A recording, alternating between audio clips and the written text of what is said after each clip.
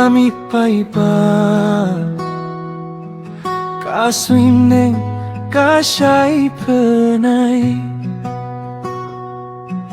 kilinti kilum kilom kiba jingyar jia kalir karwai jingyaro kiding kiklau kipetianga kumka jingya thokana ki jingya tilinti ki pankme ya kamin sin jonga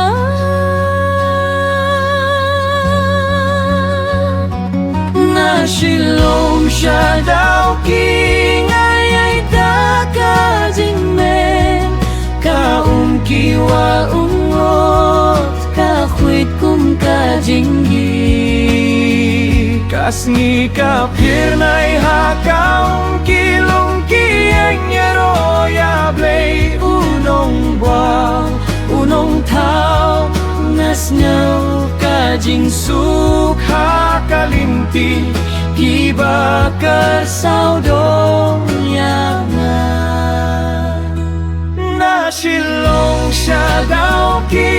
nga burong ya kamariang bat ngas ngau jing me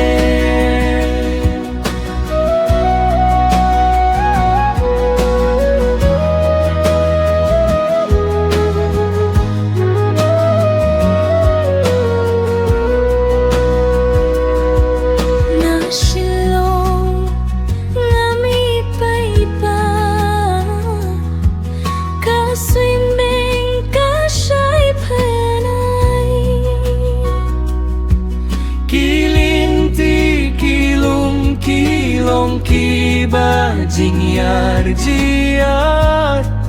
kaler karwai jingyaro kiding kiklau kipe tianga kumka jingya tukana ki jingya idling ti ki pengkme ya kamen sim jonga